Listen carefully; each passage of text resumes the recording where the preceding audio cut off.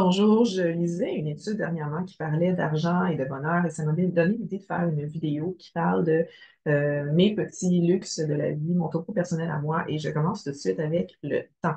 Alors, le temps, pour moi, prendre le temps de vivre, avoir le temps de faire des activités, des hobbies, de lire, de se reposer, de travailler, de voir sa famille, bref, c'est super important. Tu sais, dans la vie aujourd'hui, on dit toujours c'est le temps et l'argent ou l'argent contre le temps. L'argent, on peut en faire plus, le temps, on peut jamais en avoir plus. Il y a quelque chose dans la vie où tous les êtres humains sont nés avec la même chose de façon totalement égalitaire et c'est le nombre d'heures dans une journée. On a tous 24 heures par jour. Et ça, on ne pourra jamais le changer. Donc, pour moi, avoir du temps à moi et de choisir ce que je fais avec ce temps, c'est très, très important. C'est un grand luxe. Évidemment, il y a la santé. Donc, c'est la base de la pyramide de Maslow pour les besoins humains, c'est les besoins de base. Sans la santé, on n'a rien du tout. En fait, on n'a plus rien faire du tout dans notre vie. Ça nous prend la santé, un corps qui est plein d'énergie pour vivre, pour profiter de la vie, pour être ambitieux, pour aller travailler, pour faire ce qu'on aime, pour voyager. Donc, la santé, c'est un grand luxe et je pense que notre corps, qui est notre véhicule dans la vie, il faut en prendre très grand soin.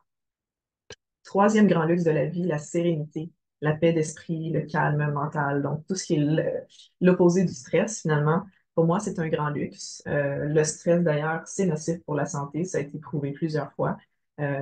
Et tous les jours, j'essaie de cultiver la paix d'esprit avec de la méditation, des activités qui me relaxent.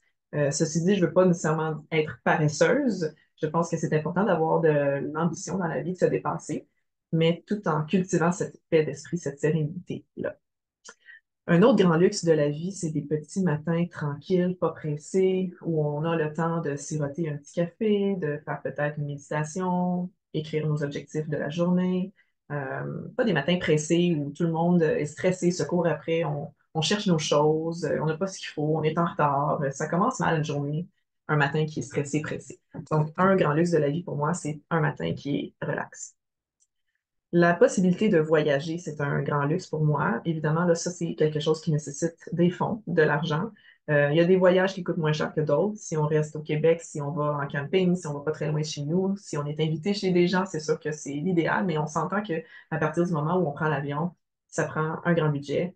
Et puis pour moi, ben, voyager, c'est un grand privilège. Je planifie mes voyages, je choisis bien avec qui je voyage. C'est pas quelque chose que je fais tous les week-ends. Donc, quand j'ai l'occasion de voyager, je suis très, très reconnaissante. En la vie, c'est un grand luxe pour moi.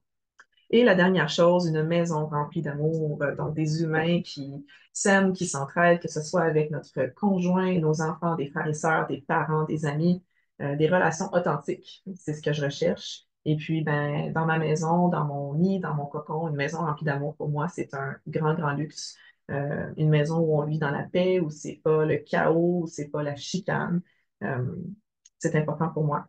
Et voilà, c'était mon topo, des top 6, j'allais dire en anglais, je sais pas pourquoi, mon top 6 des luxes dans ma vie. Si vous avez apprécié, ben, peut-être considérez vous abonner à ma chaîne pour en entendre plus la prochaine fois et je vous dis merci, à la prochaine.